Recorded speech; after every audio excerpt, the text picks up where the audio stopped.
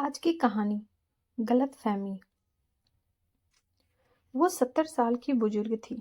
नाम था कुसुम। पति के स्वर्गवास बाद कठिनाइयों का सामना करते हुए बेटों की परवरिश की, उन्हें पढ़ाया लिखाया और इस काबिल बनाया कि वे समाज में इज्जत से रहें।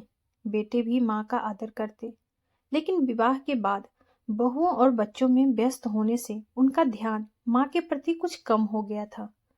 वह महसूस करती रही कि अब बच्चों का जुड़ाव कुछ कम हो गया था, लेकिन वह चुप रहती। कोरोना का भी कहर जारी था। ऐसे में कुसुम को सर्दी जुकाम की शिकायत हो गई, तो बेटा उन्हें डॉक्टर के पास ले गया और डॉक्टर ने कोरोना की आशंका जताई। उनका सैंपल लिया गया और उन्हें रिपोर्ट आने तक घर में कवर क्वारंटाइन कर दिया गया। घर के सभी सदस्यों ने उनसे दूरी बना ली। उन्हें एहतियात के तौर पर दूर से ही खाना और पानी दिया जाता। यह बात उन्हें बहुत ही दुखी करती थी, लेकिन वह कुछ बोल नहीं पाती थी। उन्होंने सबसे बात करना भी कम कर दिया था। उन्हें लगता कि सभी उन्हें तिरस्कृत कर रहे हैं। कुछ दिनों बाद इनकी रिपोर्ट आई, जो नेगेटिव थी। दवाइयां लेने के कारण सर्दी जुकाम भी ठीक हो गया था, लेकिन उनके मन में यह बात घर कर गई थी कि अब उनकी कद्र नहीं रही। वे अधिकांश चुप रहने लगी थी। बेटे और बहुओं ने उनके व्यवहार से समझ लिया था कि उनके मन को ठेस पहुंची है, लेकिन वे क्या कर सकते थे।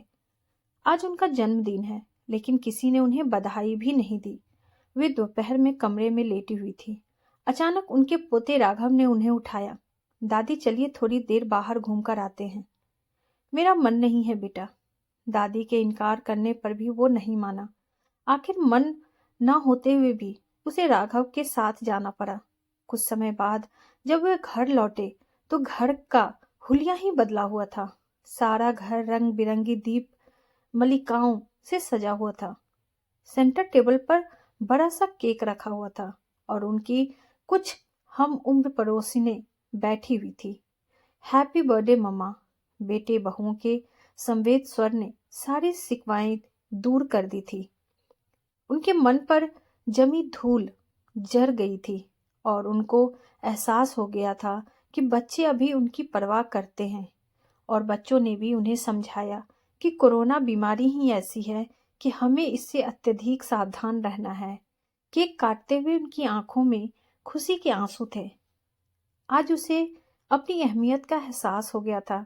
बेटे बहुएं उनके करीब थे, किंतु वह स्वयं ही उनसे दूर होती जा रही थी। माँ, हम सबका वजूद आपसे ही है, कहते हुए सभी माँ के गले लग गए। सारी गलतफहमियां दूर हो गई और अब वह पूरी तरह तनाव मुक्त हो गई।